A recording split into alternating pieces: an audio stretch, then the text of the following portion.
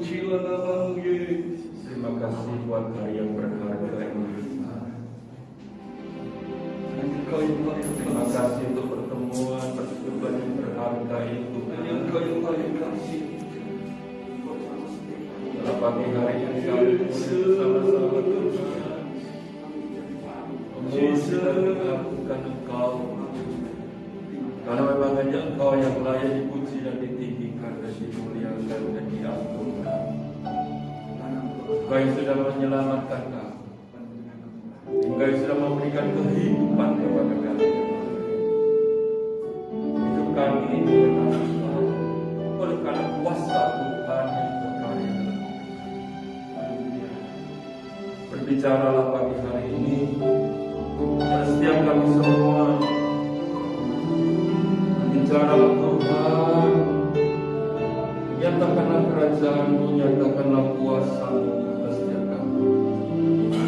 Jika kami boleh menerima kebenaran firman Tuhan, menerima kuasa daripada Tuhan.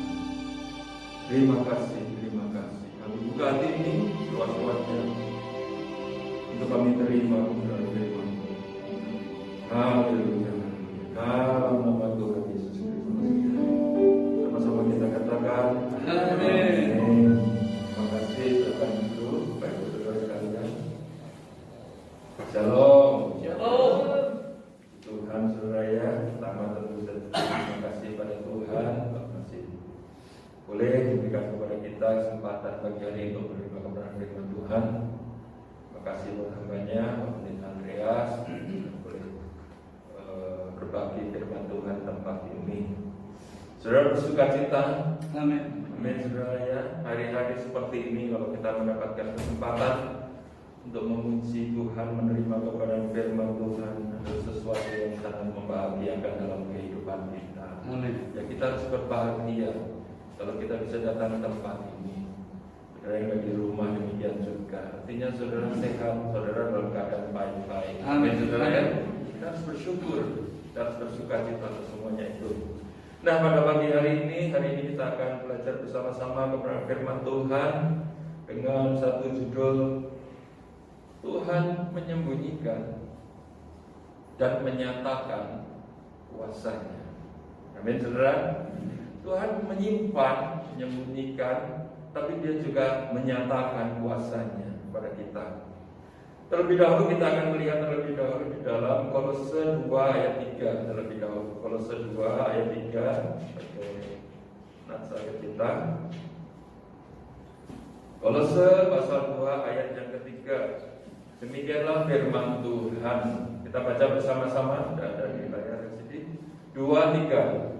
Sebab di dalam Dialah tersembunyi segala harta hikmat dan pengetahuan.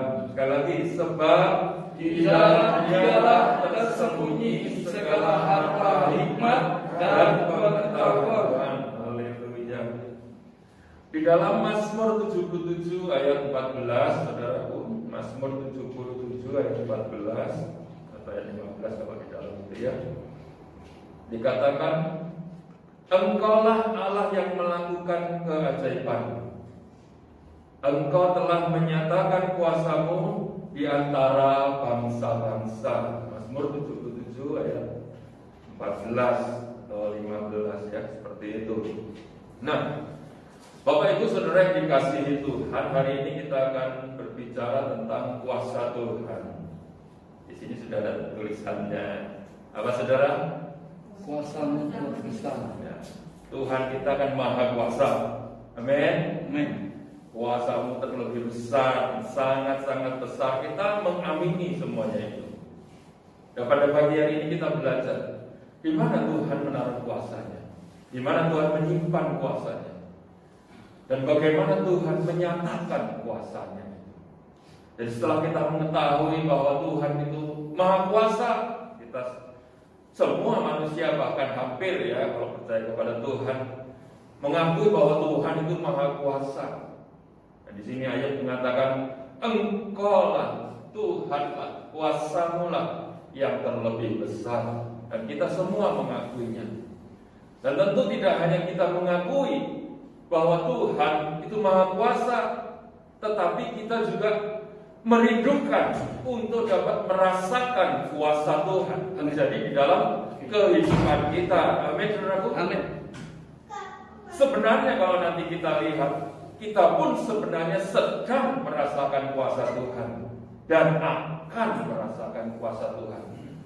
Pernyataan kuasa Tuhan itu sudah ada di dalam kehidupan kita dan akan terus dinyatakan di dalam kehidupan umatnya. Nah, di dalam ayat 34 ayat 13 sampai 14, nanti saudara ulang lagi, lihat lagi saudara ya.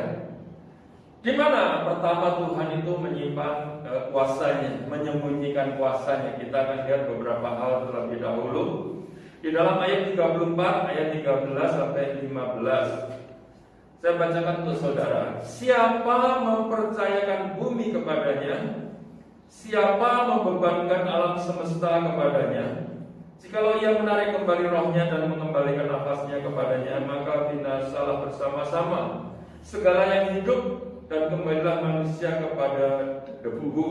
Lompat dulu ayat 38 ayat yang keempat. Ayat 38 ayat yang keempat dikatakan, di manakah engkau ketika aku meletakkan dasar bumi? Ceritakanlah kalau engkau mempunyai pengertian. Selanjutnya baca sendiri di bawah. Yang pertama, Tuhan menyimpan kuasanya tentu saja di dalam alam semesta ini. Tuhan menyembunyikan kuasanya di dalam alam semesta ini. Tanpa kuasa Tuhan, alam semesta ini berantakan, saudaraku. Amin. Tanpa kuasa Tuhan, tidak bisa tertata dengan rapi alam semesta ini. Mungkin kalau orang dunia, orang yang tidak percaya kepada Tuhan, ya itu sudah memang demikian, terjadi demikian. Ada apa itu Big Bang dan semuanya akan tertata. Tidak, saudaraku. Tuhan yang menciptakan alam semesta, juga Dia menyimpan kekuasaannya, kuasanya di dalam alam semesta ciptaannya, sehingga semuanya tertata. Galaksi antar galaksi, kau sejauh-jauh lah, tata surya kita saja. Matahari dikelilingi oleh planet-planet termasuk bumi ini. Coba kalau tidak ada kuasa Tuhan, apakah bisa itu tertata dengan rapi?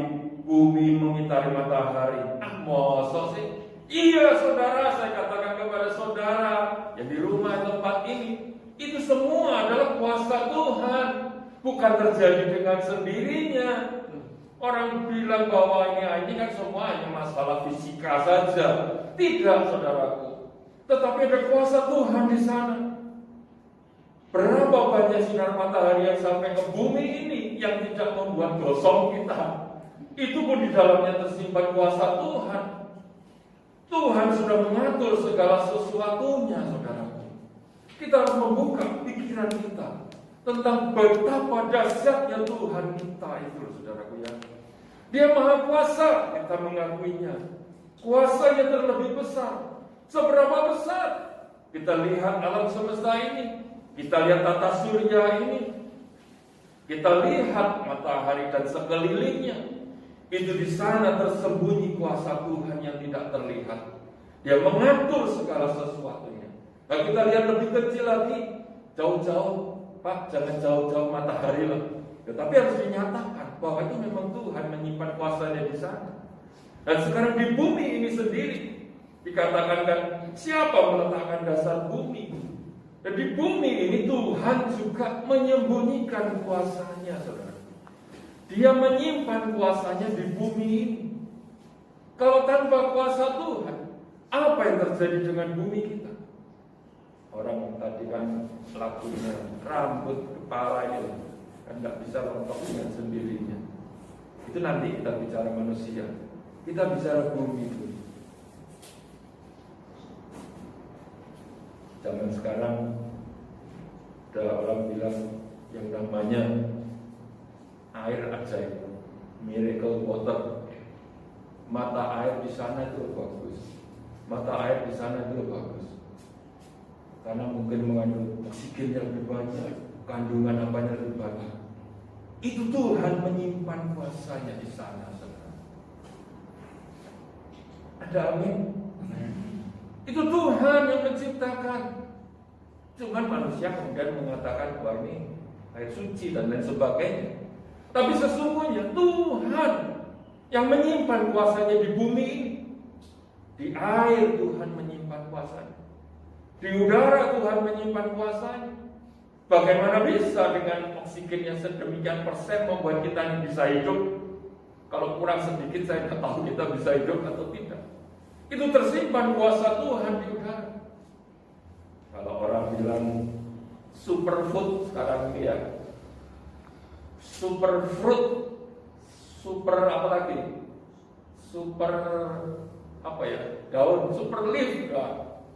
Super root artinya itu ada buah yang ajaib, buah yang memiliki khasiat, daun yang memiliki khasiat. Orang dulu daun kelor itu dipakai untuk orang mati meninggal.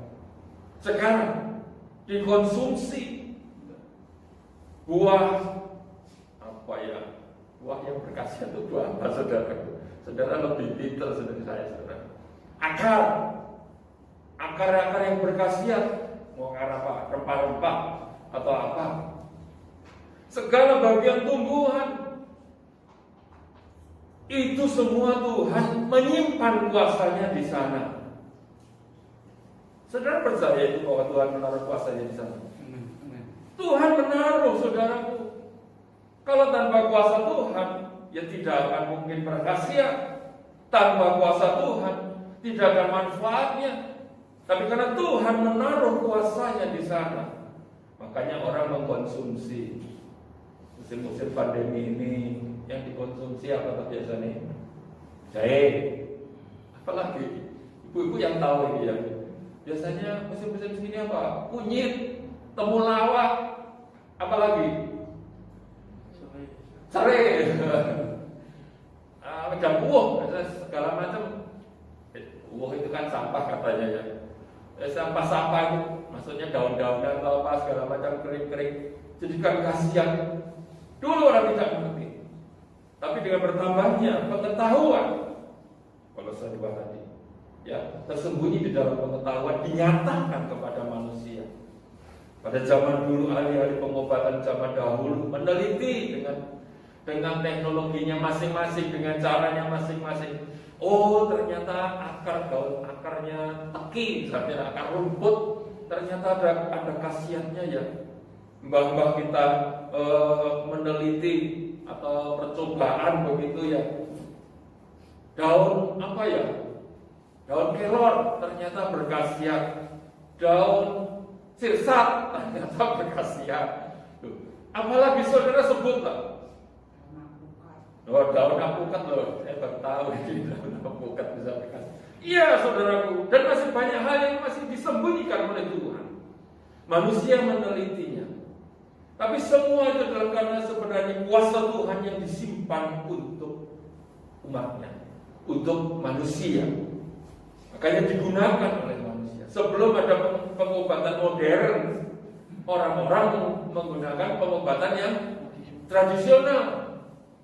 Sebelum ada pengobatan tradisional sekarang ini, zaman dahulu ya pakai minyak zaitun itu berkhasiat, buah zaitun berkhasiat, buah ara berkhasiat, dan buah-buah lain-lainnya berkhasiat, bahkan biji pun berkhasiat.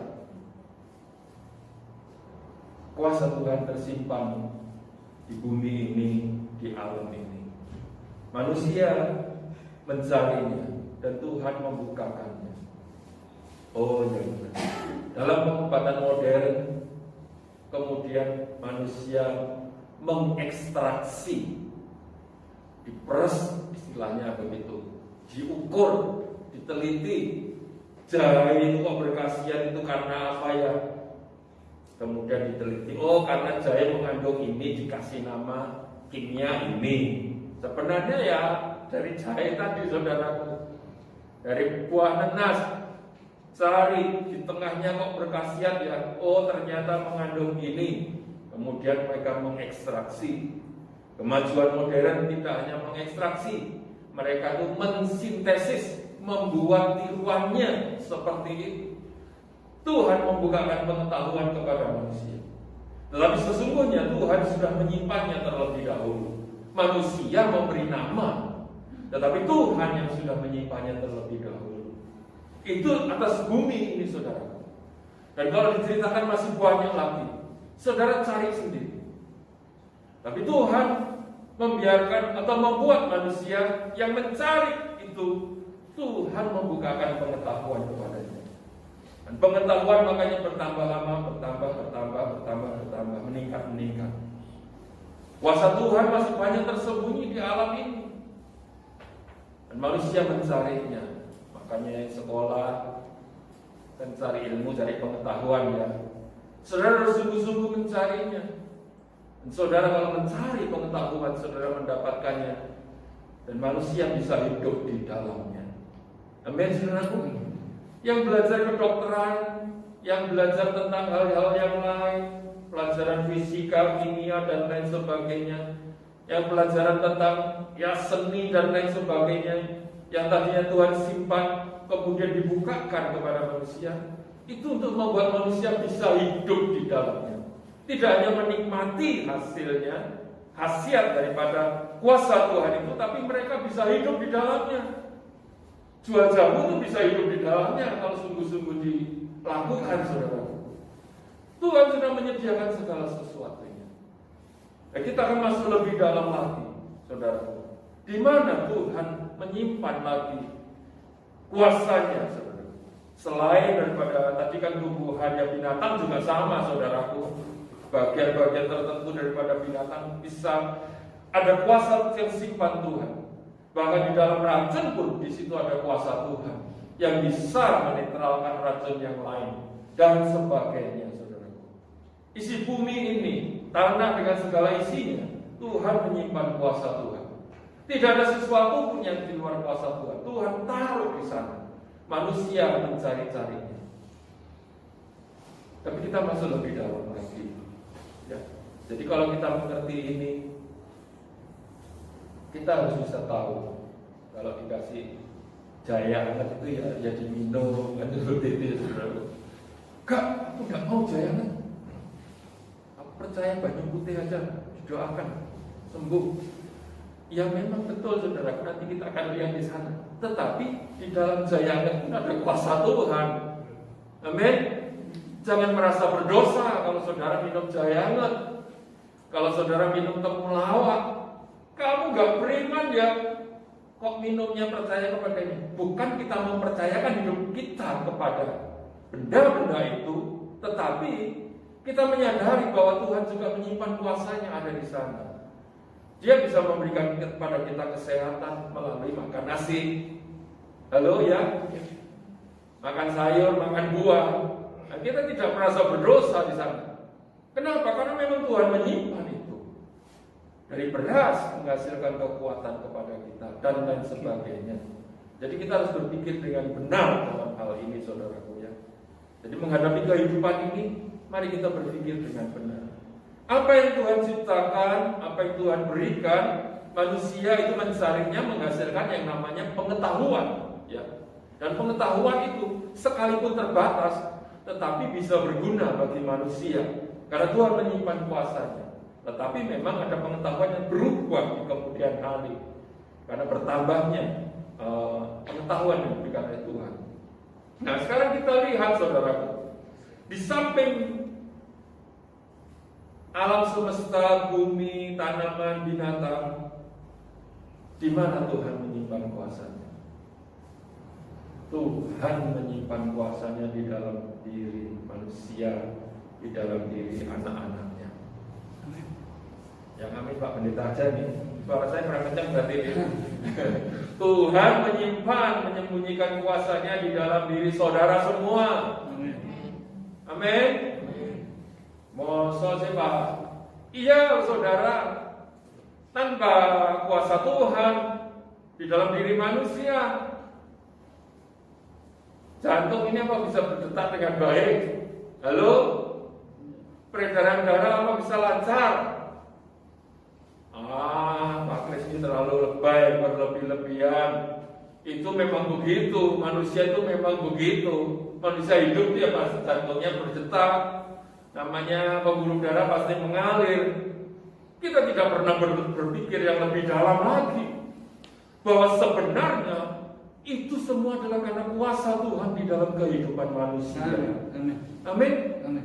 Di dalam diri manusia ini Tuhan itu menyimpan kuasanya, sehingga manusia itu bisa hidup, bisa bergerak, jantung bisa berdetak, peredaran darah bisa sampai, saya nggak tahu itu berapa juta kali sehari. Yang pelajaran biologi saudaraku ya. Malam kita tidur, sel-sel yang rusak itu diperbarui. Itu semua adalah kuasa Tuhan, saudaraku. Tanpa kita sadari, tanpa manusia menyadarinya. Manusia enak saja, udah capek tidur, nanti bangun seger begitu saja. Tetapi sesungguhnya Tuhan menyimpan kuasanya di sana atas diri manusia itu.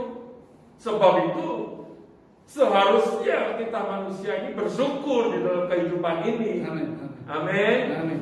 Setiap pagi bangun tidur harusnya kita mengucap syukur kepada Tuhan. Oleh karena kuasanya bekerja di dalam diri kita, yang berlaku untuk semua orang, tetapi juga nanti ada kuasanya yang berlaku untuk hanya kepada anak-anaknya.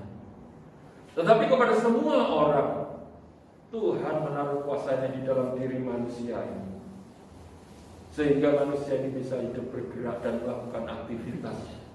Diberikan pikiran sehingga bisa memikirkan tentang sesuatu dan lain sebagainya. Tetapi kepada anak-anaknya Tuhan juga menambahkan kuasanya, saudaraku. Apa kuasa yang Tuhan sembunyikan di dalam diriku? Apa ya kira-kira? Tuhan sembunyikan apa di dalam diriku ini? Kuasa apa?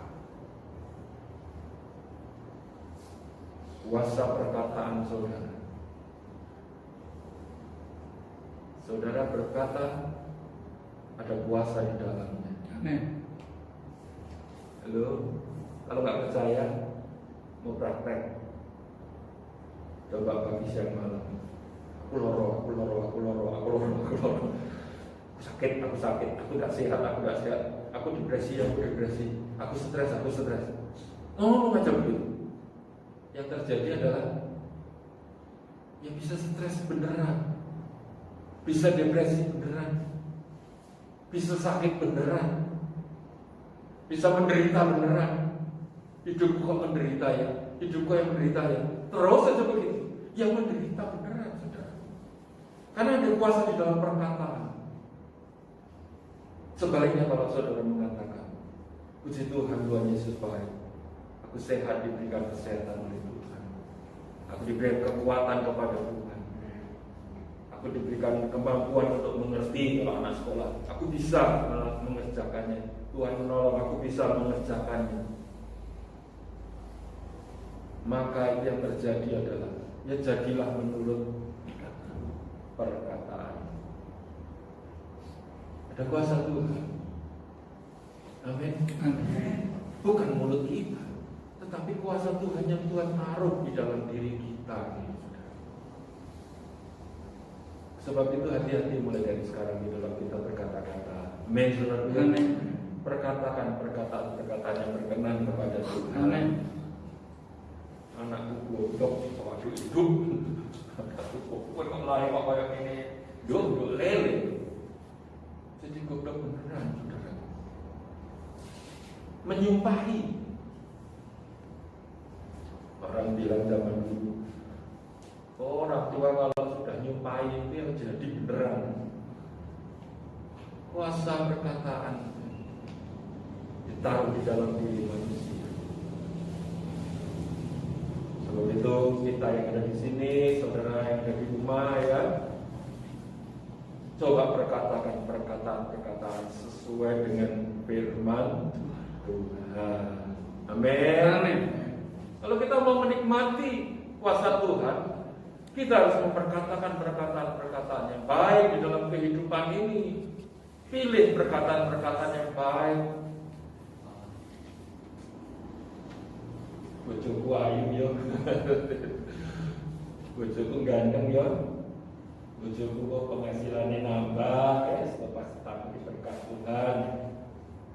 Itu perkataan-perkataan yang baik. Di dalam perkataan ada kuasa. Amin. Coba. Mau masa bendino boleh bahasa Jawa gitu. Pulang kok cuma bawa uang segini. Tiap hari bawa uang segini. Gak cukup ini. Kalau sesuatu gak cukup. Buatin. Oh begitu. Ngamuk sama suaminya karena yang dibawa uang gak banyak seperti itu loh. Ganti. Di dalam perkataan istri ada kuasa Tuhan. Amin. Makasih Pak, ini sudah dapat sekian. Tuhan pasti memberkati lagi. Semangat ya Pak. Amin saudara. Perkatakan perkataan-perkataan. Dan kuasa Tuhan itu tersimpan di sana.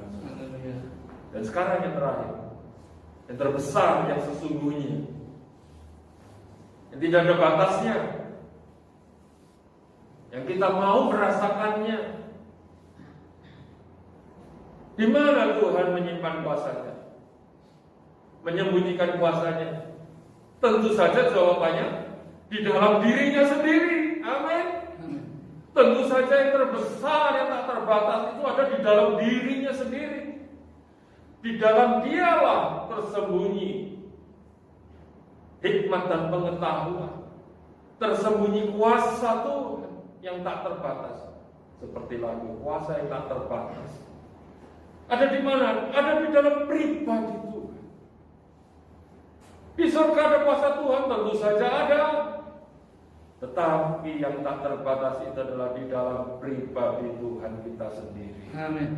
Haleluya. Haleluya. Haleluya. Haleluya. Ada kuasa Tuhan terbesar, tak terbatas di dalam dirinya sendiri. Kuasa Tuhan yang tak terbatas, yang tak terhingga, ada di dalam namanya. Amin. Amin. Di dalam pribadinya, di dalam namanya. Oleh nama Yesus Kristus engkau diselamatkan. Haleluya. Barang siapa berseru kepada nama Tuhan, dia akan diselamatkan. Itu kuasa yang sangat besar. Saudara kalau mendoakan orang sakit, pakai nama Tuhan, menyebut nama Tuhan. Amin. Amin. Karena di dalam pribadi Tuhan ada kuasa yang terbatas. Dan di dalam nama Tuhan ada kuasa tersembunyi yang tak terbatas, tak terhingga. Di dalam darah Tuhan Yesus Kristus ada kuasa Tuhan. Oleh bilur-bilurnya, lanjutkan. Engkau sudah sembuh. Ada kuasa tak terbatas. Di dalam pengorbanannya, tubuh dan darah Kristus, ada kuasa tak terbatas. Makanya ada gereja-gereja yang namanya pakai perjamuan. Ya, seorang percaya di dalam tubuh dan darah Kristus ada kuasa tak terbatas. Amin. Di dalam nama Tuhan Yesus Kristus ada kuasa yang tak terbatas. Di mana lagi pribadinya itu? Di dalam rohnya. Di dalam rohnya. Kamu akan menerima kuasa kalau Roh Kudus turun atasmu. Kisah Rasul 1 ayat 8. Kisah Rasul 1 ayat 8. Kamu akan menerima kuasa kalau Roh Kudus turun atas. Di dalam roh. Makanya Yesus mengatakannya. Kita baca beberapa ayat di sini ya. Lukas 11 ayat 20.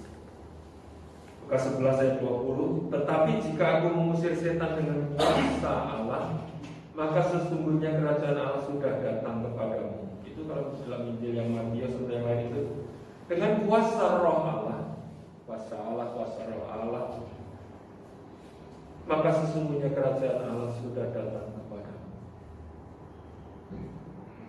Ada kuasa tak terbatas di dalam rohnya, saudara.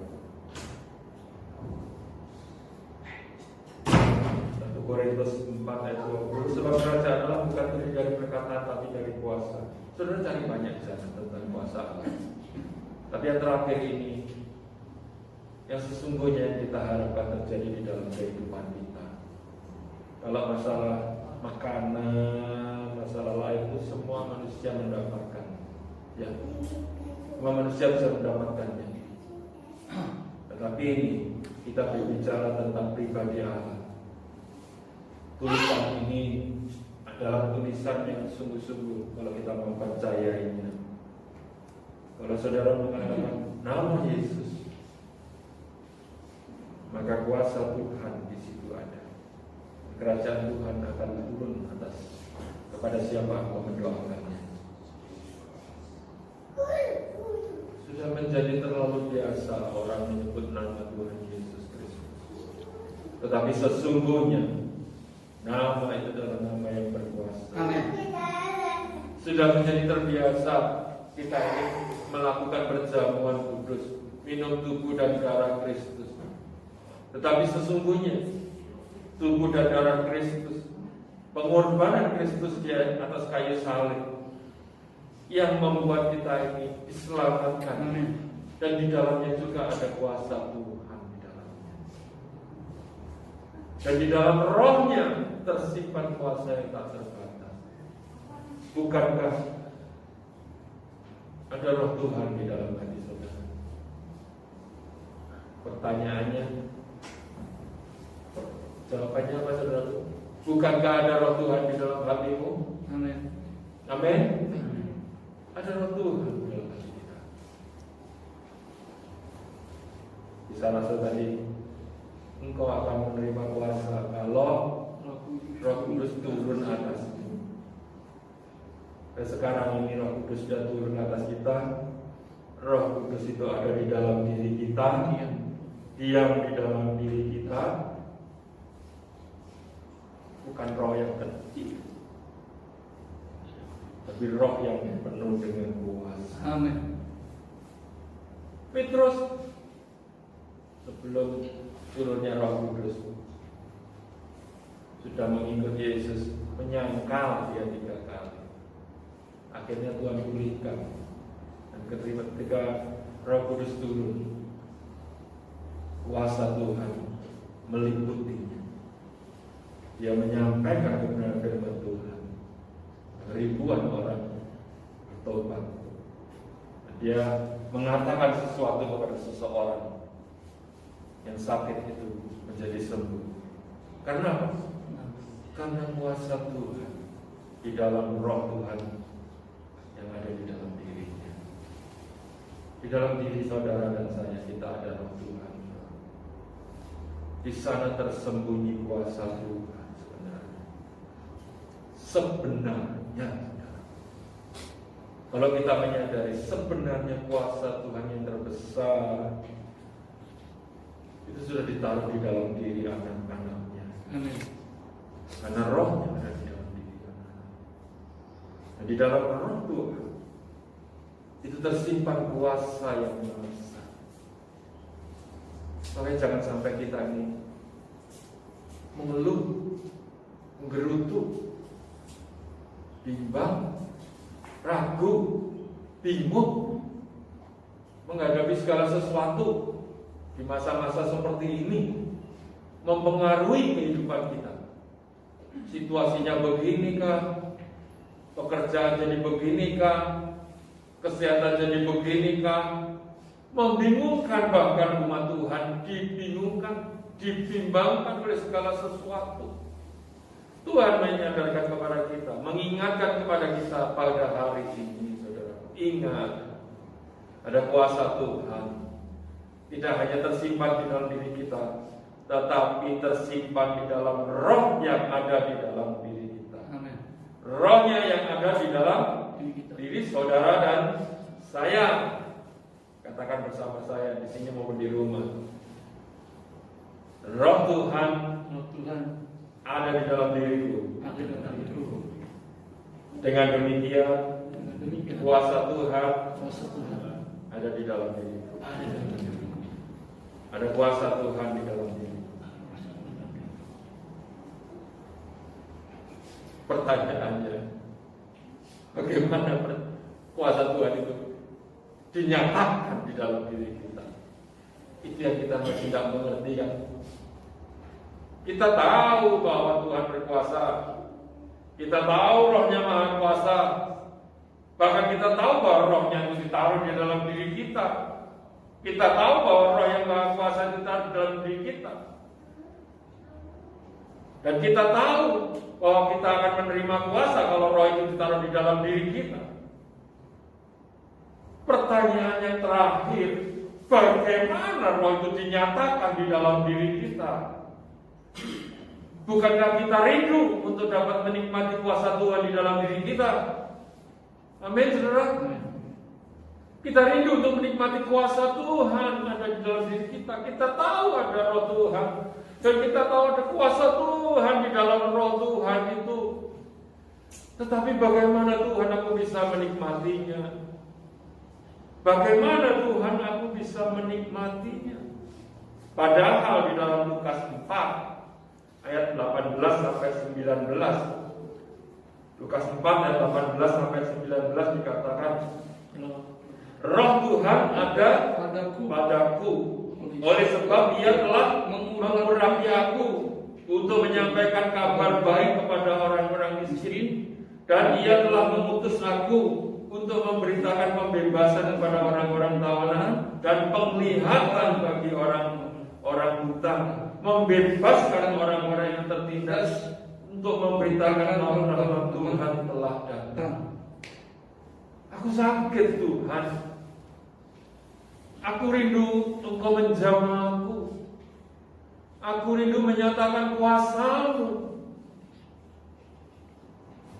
Anak Tuhan pergi ke sana, pergi ke sini, mencari pertolongan daripada Tuhan.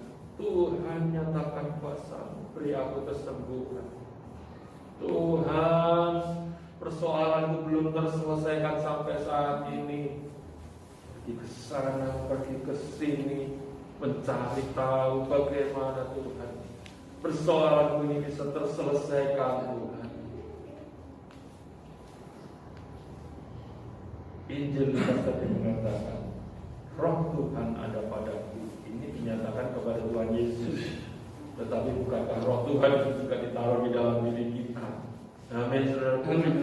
Yang kita rindukan adalah bagaimana Tuhan menyatakan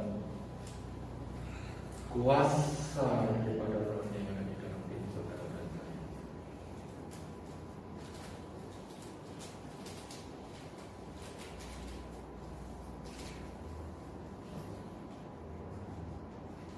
Siapa rindunya tak ingin kuasa Tuhan itu terjadi dalam hidup saudara? Saudara, Amin, haleluya. rindu saudara? Amin. Amin, saudara. Bagaimana Tuhan? Aku sudah berdoa menyebut nama-Mu. Aku sudah mengolesi hatiku dengan minyak urapan. Aku sudah minum anggur perjamuan.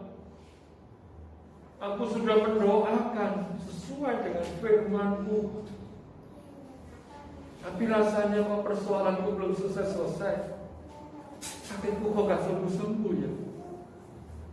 Sementara kalau yang lain kok bisa langsung ya. Apakah saudara pernah berpikir seperti ini? Tidak sampai berpikir seperti itu. Halo? Saudara dalam pergumulan itu loh. Saudara dalam pergumulan, Tuhan, aku ini sudah berdoa, aku sudah menyebut nama-Mu, nama yang berkuasa. Aku sudah percaya kepada kuasa darah-Mu. Darah Yesus menyembuhkan. Rasanya kok lebih enak pada zaman Engkau ada di dunia ini. Aku datang saja kepadamu. Kalau jadi orang yang sakit pendarahan, aku tak diam-diam menyentuh jubah-Mu, sembuh. Rasanya iman zaman dulu kok lebih mudah daripada iman zaman sekarang. Aku menyentuh, di mana yang menyentuh jubah Tuhan yang tidak kelihatan di zaman sekarang ini? Atau aku ingin menjadi seorang perwira Kapernaum, pegawainya sakit.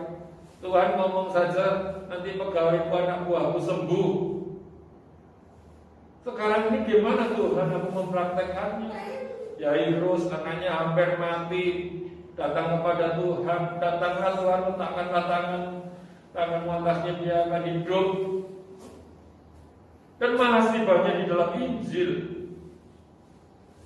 Bukankah kita merindukan hal semacam itu atas persoalan kehidupan kita? Tapi rasanya kok sekarang ini menjadi sulit ya Tuhan. Padahal di masa sekarang ini bahkan Tuhan sudah menaruh rohnya di atas, di dalam diri anak-anaknya. Berbeda Kapernaum, meski belum ada roh Tuhan di dalamnya, saudaraku. Orang yang sakit pendarahan itu belum ada roh Tuhan di dalamnya.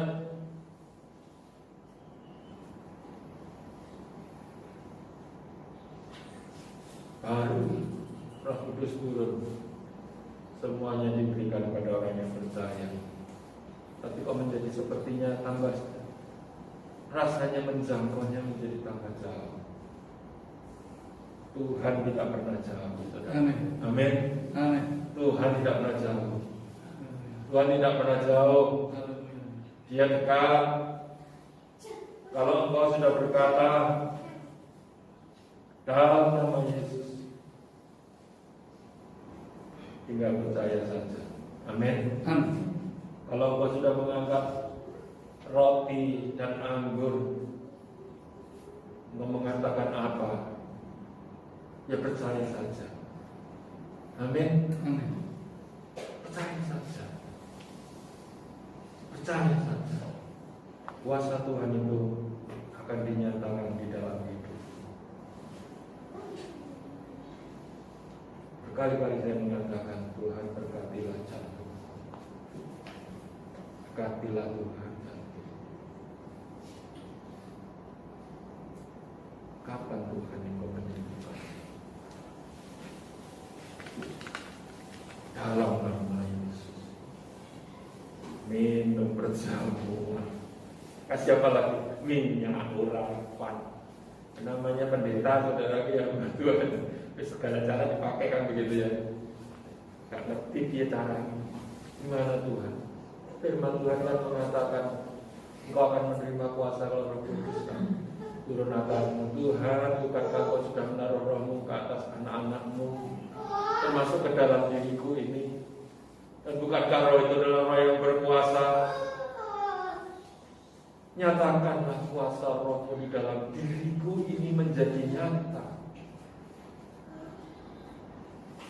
Tanggal 1 periksa, tanggal 1 dapat surat rujukan, masuk rumah sakit, saudaraku, masuk ICU, tak normal, mestinya dek, tak normal, saudaraku. Aku sudah mengatakan segala macam, Tuhan, aku sekarang di rumah sakit tak berdoa saja untuk orang-orang di sekitarku. Tapi Tuhan tidak pernah terlambat. Amin. Jangan bimbang, jangan ragu. Tuhan tidak pernah terlambat. Saya percaya kepada pengobatan. Dalam arti itu adalah pengetahuan. Tetapi saya tidak mau mikir banyak. Yang dikasih ya tak minum begitu saja. Kasih makanan yang anyap-anyap begitu ya, ya tak makan begitu saja. Tapi aku percaya bahwa Tuhan yang menyembuhkanku. Tuhan menyembuhkanku. Tuhan pasti menyembuhkan. Tuhan pasti menolong. Dia tidak pernah tinggal diam. Yang dikasih ya tak makan, yang dikasih makanan ya tak makan, kasih kacang hijau hangat ya tak minum. Ini adalah ya semua ada kuasa Tuhan di dalamnya sana. Tetapi kepercayaan adalah kepada Tuhan. Amin. Setelah hari Tuhan, saya tidak bisa berani ngomong bahwa sangat Tuhan atau lain sebagainya karena saya tidak melihat Tuhan, tapi kita percaya bahwa Tuhan menjawab. Amin. Amin. Amin. Satu hari ketika hasilnya jelek, pagi-pagi diperiksa hasilnya kok nggak bagus ya, padahal saya ini sudah semangat. Aku sudah mau jalan-jalan ini, aku sudah mau lari-lari ini, tetapi hasilnya kok jelek. Terus dikasih pil lagi, setengah jam kemudian atau berapa lama kemudian, seperti ada yang menyentuh. Kalau bahasa Indonesia itu jantung ya. Sebenarnya kan bahasa Inggrisnya itu kan heart ya, hati ya sebenarnya. Cuman orang mikir hati itu lever kita. Padahal maksudnya hati itu kan jantung ya. Artinya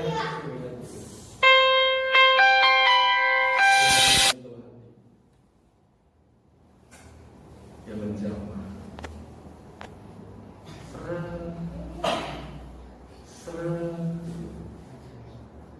Saya bisa merasakan kuasa Tuhan. Aduh kali saya pun tadinya tidak berpikir begitu. Yang ada di dalam pikiran saya, obatnya manjur tenang ini, baru diminum setengah jam kok kerasa seret gitu. Ada yang meraba gitu. Ini obatnya manjur kita pikir ini luar biasa ini. Kok seret gitu. Seperti saudara meraba tangan itu, pelan-pelan gitu. Saudara meraba. Rasanya itu seperti itu. Saya sudah berarti obatnya ini luar biasa. Padahal obatnya cuma 1.500, 1.500 harganya atau berapa ribu ya. Yang generik itu loh, Pak dokter. Kemudian Tuhan mengingatkan kepada saya soal Petrus. Tuhan Yesus di Tiberias setelah dia ini jatuh ya, menyangkal Tuhan Yesus bangkit.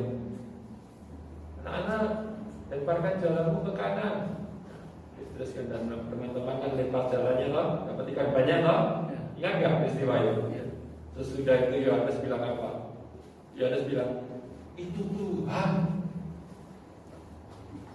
Bukan kepandian mereka, karena orang menyuruh lempar jalan kemudian dapat banyak. Bukan di sebelah kanan itu tempatnya ikan, yang sebelah kiri nggak ada ikannya. Tetapi Tuhan yang melakukannya. Amin. Amin. Dan menyadari apa ini yang dimaksud dengan kuasa Tuhan yang dinyatakan itu. Besok pagi, dari Kamis pagi, periksa lagi. Susternya bilang hasilnya baik. Dokternya bilang, dokternya tutul cepat begini. Dan boleh pulang. Saya baru ngomong terima kasih dok, dokternya kabur. Saya baru tahu dokter itu tidak mau menerima penghargaan daripada pasiennya. Begitu tahu pasiennya sembuh dia langsung kabur, saudara. Tapi kalau pasiennya sakit diperiksa berkali-kali begitu. Begitu dia sudah baik, dia cepat-cepat menghilang, saudaraku. Oh, dokter itu begitu ya, bagus ya. Cepat itu betul-betul ini bagus. 4 hari kemudian periksa lagi, sudah hilang. Yang asing tadi, denyut asing tadi sudah hilang.